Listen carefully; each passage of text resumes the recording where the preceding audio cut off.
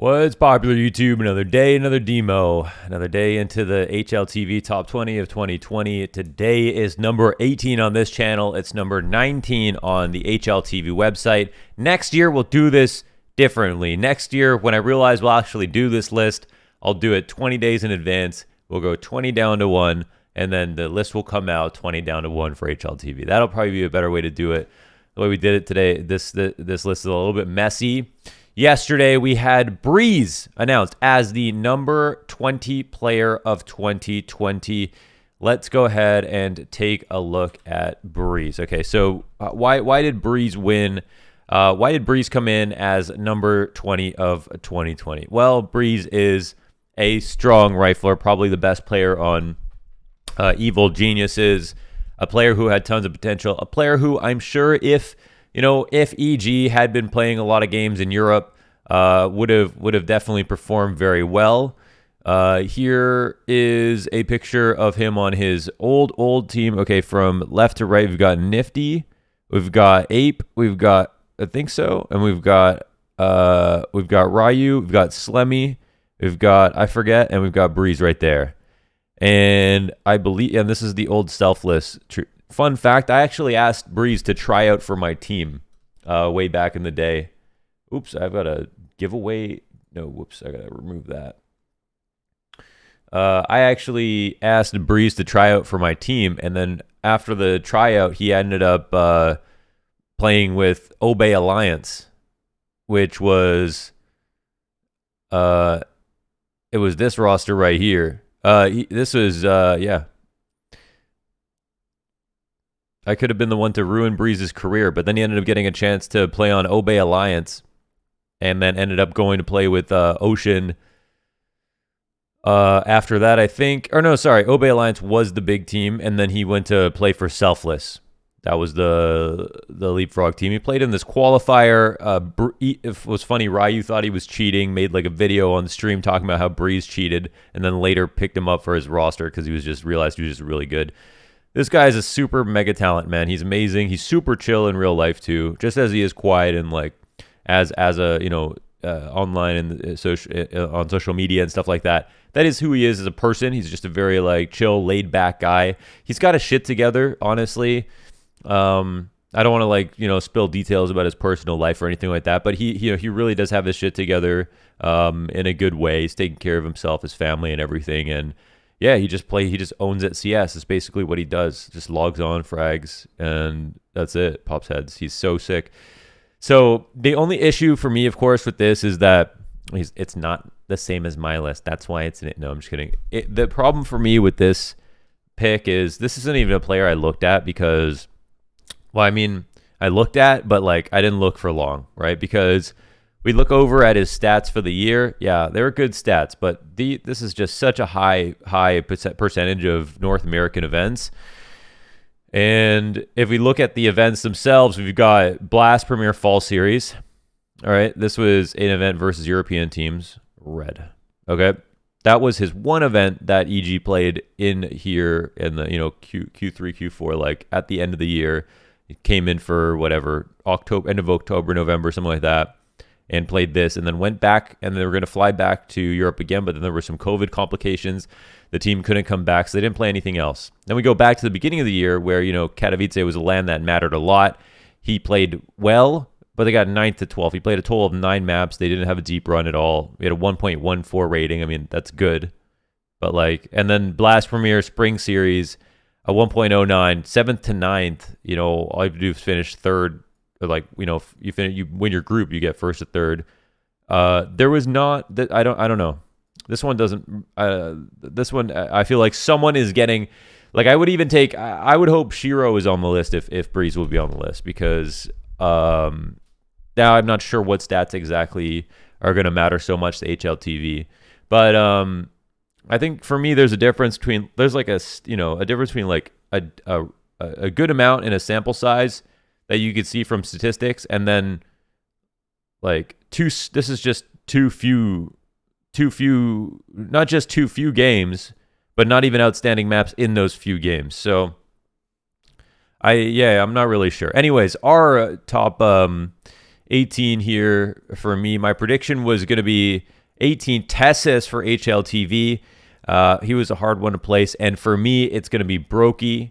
I have Brokey here because I think Brokey did a fantastic job this year. Okay, the long and short for Brokey for me is I think he did a fantastic job this year.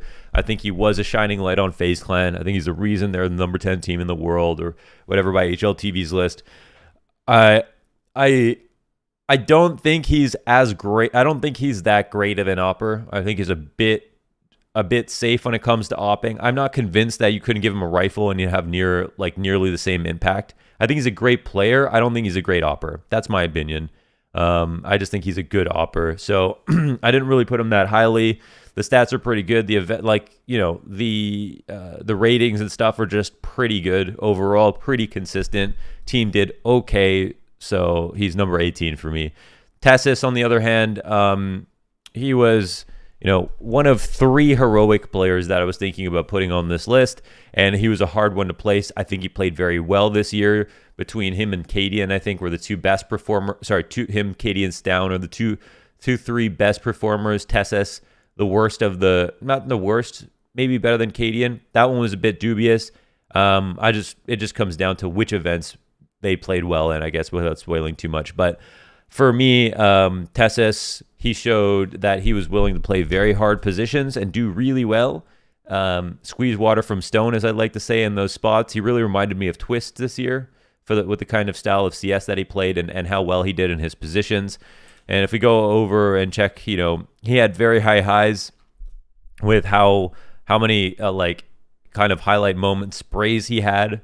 I'm very convinced that this one moment that we'll watch this in the demo as well, was if this would have been the best 4K of all time if he had done this on LAN. That's a grand final on LAN with this 4K. Would have been one of the best spray transfers of all time, maybe one of the best 4Ks of all time.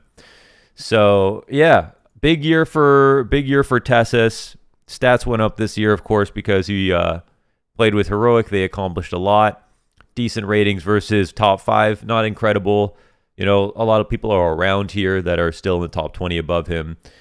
Some have very high stats here, but did good enough for me personally to compare with some of the other people on the list.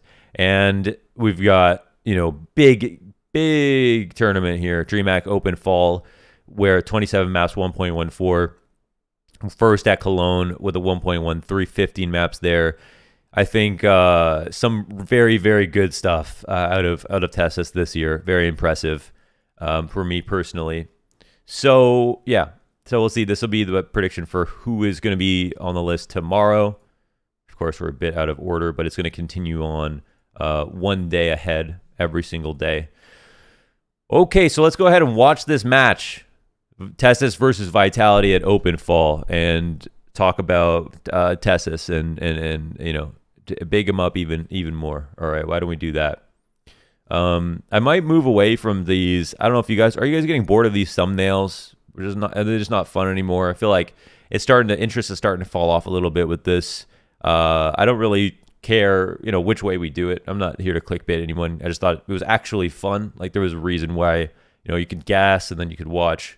But, some people might just want to know and might not care about the video itself. I don't mind putting it on, putting players on the thumbnail. Today, it is going to be hidden. It's going to be slightly different. But, yeah, let me know what you think. Just be honest. And I could take it. Just be honest. All right. We are into the game. Tessis here, and it's on CT side that we're going to have this. No. Okay. I thought it was a wrong size.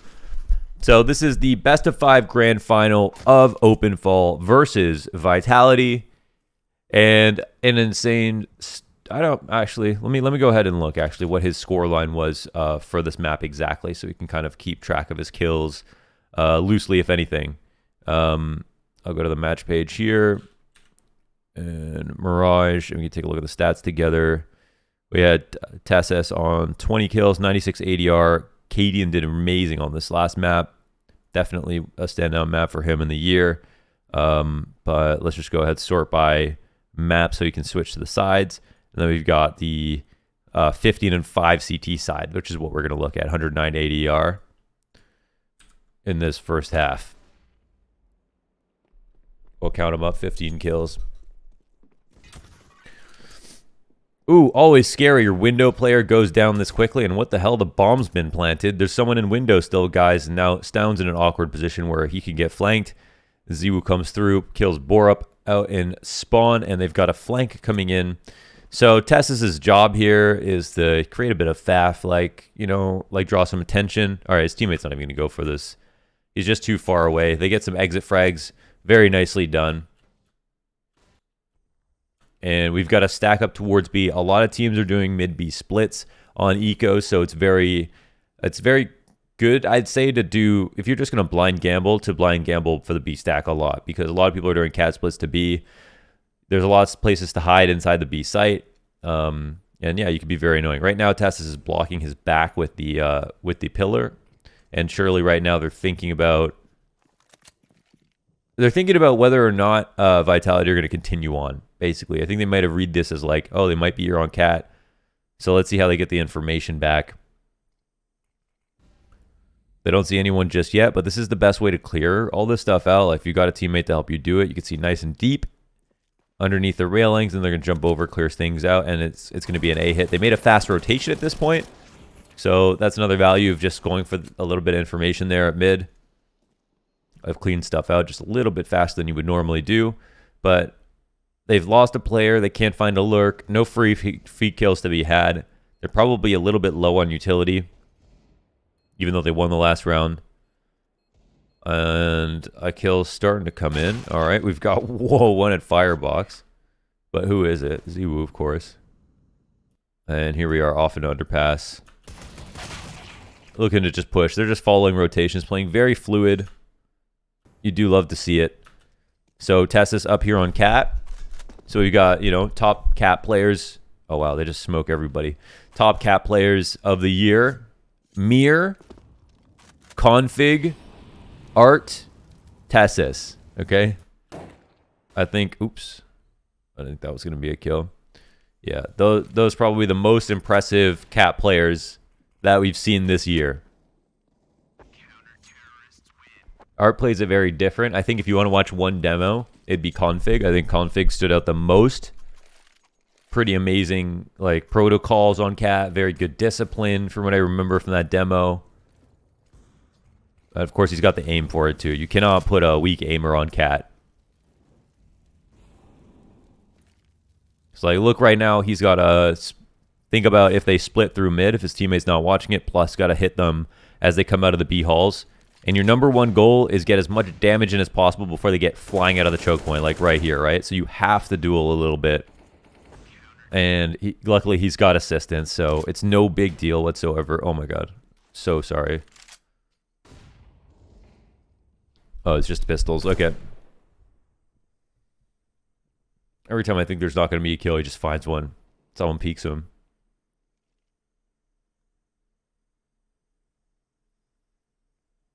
I'm going to hit fast forward right now.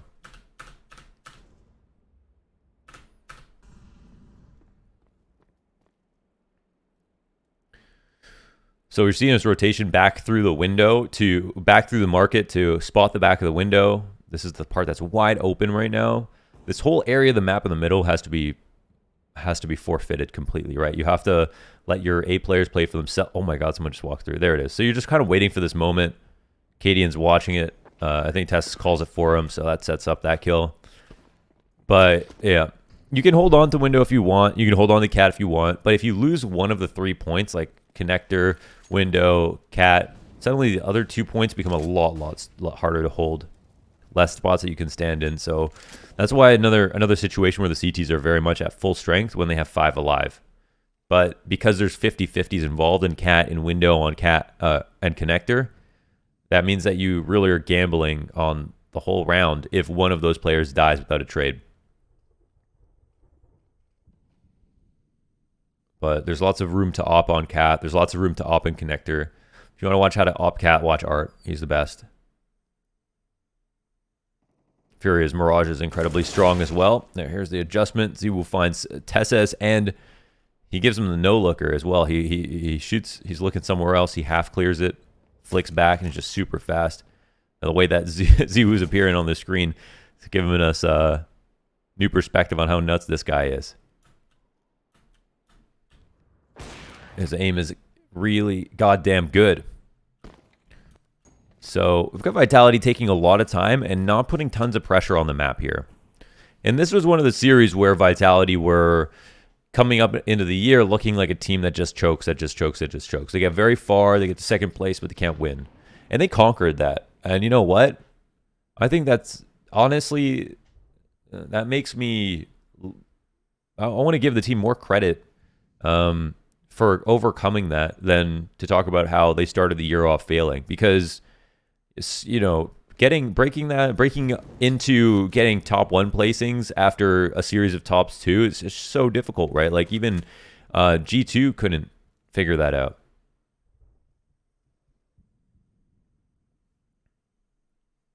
Another opening kill for the Z. And kind of a wild spray. Glad we didn't have to watch that one. All right, close A ramp setup now, where Heroic are going to try something a little bit different. They don't see anything, and they fall off it. Interesting. Tess is going to hold on underpass his teammate top mid. Maybe he just walks out here. It looks like it. Well, we'll see how much he waits for underpass, but they've got a death grip on mid now. If anyone comes out underpass, Tessus has it. They've killed the 2 players top mid, so he's going to feel pretty comfortable standing here. And they're even flashing it for him to check. But you see the positions that Tessus plays with himself are quite difficult, right? He always has his attention split. So they smoke Cat from spawn, but this won't actually mean much because they've got the bomb top mid. And probably the Vitality players are going to come via mid to get it, if possible. Tessus will put some shots through the smoke because they got players to play with in a spot like this. You know, you're going to be a bit more flagrant about your spams. You're going to be a little less shy when it comes to making noise. If you're up this many players, don't play it super incognito, right? Be a little bit annoying. You know, sacrifice yourself a little bit for the info. Go for the risks a little bit more if you've got a teammate around a trade. No, that's the whole point of having the advantage. Don't play the 5v3 like you're in a 3v5. You know, you don't. It doesn't mean that you got to throw the game away by like peeking everything or running up by yourself. But if you've got numbers, you hold them together in difficult positions. Just make it impossible to trade, right? You start playing spots that are like, okay, surely they just lose. Okay, Borup's got it. You start playing spots that are one and dones. Spots that maybe you didn't want to play in the 5v5. You start playing all of the one and dones in the 5v3 because as long as you do that and you get one, you trade down efficiently and you win the round with numbers. It's pretty simple. Okay, emergency rotate here from Tesses. There appears to be some disturbances up in the B halls. Another opening kill from Ziwu. He certainly was not the problem in this game. And to be fair to Ziwu, when we talk about this year, we have to say that, you know, when they did like choke, it wasn't most of the time. It wasn't really because Ziwu choked himself. It was like the rest of the team or whatever. The calling was uncomfortable, something like that. All right, we're coming up on the great moment here. The one of the sickest moments in the whole game. I think it might be next round.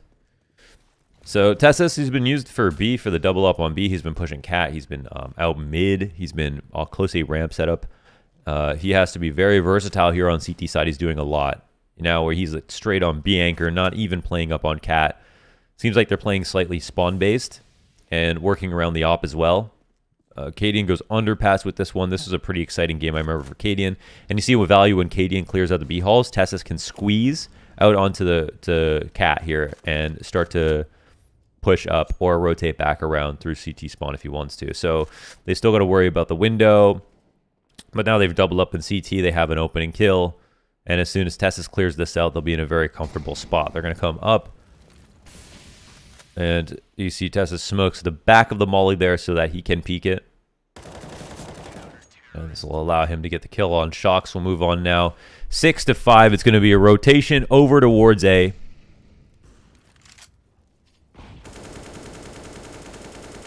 And when you spam this wood to spam low, get that angle nice and low so the bullets don't go above people's heads in the kitchen or the whatever the hell it is, the market, the kitchen.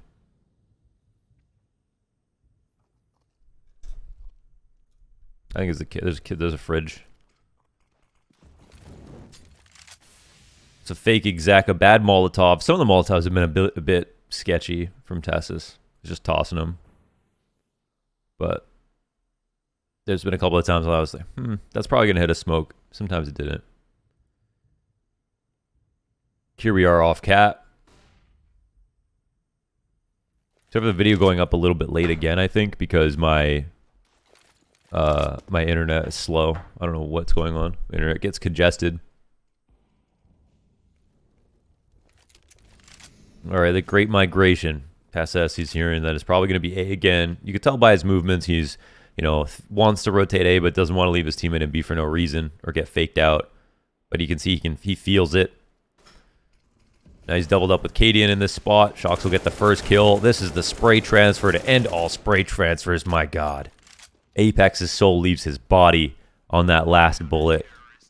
What the hell was that? You have to call a pause, by the way, after a round like that because the adrenaline is just flowing. Like, I had the pleasure of casting this game, by the way.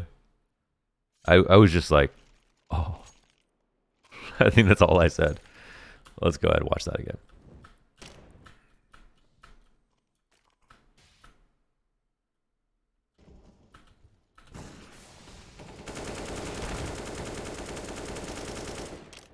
Whoa, man. Even the reactions look more insane without X-Ray. Because on Apex, on our screen when we were casting, you could kind of see him because X-Ray and you couldn't tell how much you could see him.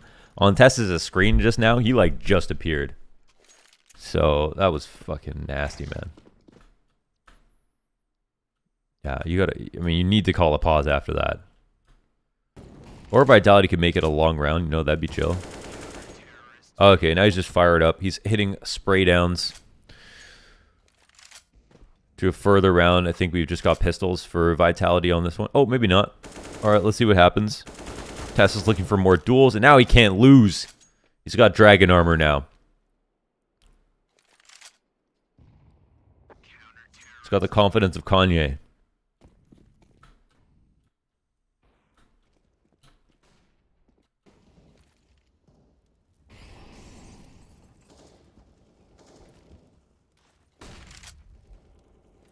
He's Genghis Kanye.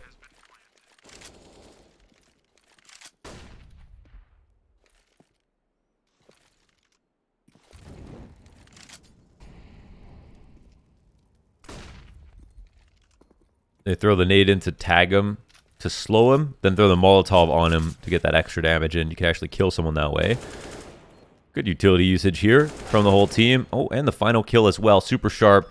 And yeah, he really just started to turn up in terms of his confidence. This was a hallmark game, a cornerstone game of the year for Tessus in a match that they won that gave them their biggest win of the year, DreamHack Open Fall. It was a tournament where they had to play 27 maps to win 30 grand, which, listen, a lot of people would do that, but the amount of CS that Heroic played, it was pretty long days, and the best of 5 that goes 5 maps and everything, and they really earned that 30 grand, considering how stacked the event was. Well, let's take a look at this. Yeah, 27 maps, and the first place prize, I think, was 30 grand. That should not happen. This is an RMR event. Valve should be giving out more money for this. I don't, of course, I think there are better places to spend money than prize pool, but if we're going to have any normalcy when it comes to, which events are worth what, this is $115 prize total. And then I think, I think first place won like 30 grand or something like that. Like some very, very low amount. $33,000, dude. Come on. 21,000 for second, just for that grueling best of 5. Which, I mean, compared to their salaries, right, there's just no... It's only the RMR points that matter here. But look at the list of teams they had to get through. This was a serious event, man. But yeah, that's that. I'm going to upload this really quick. I hope you enjoyed that, and I'll see you tomorrow for number 17. Take care, everybody.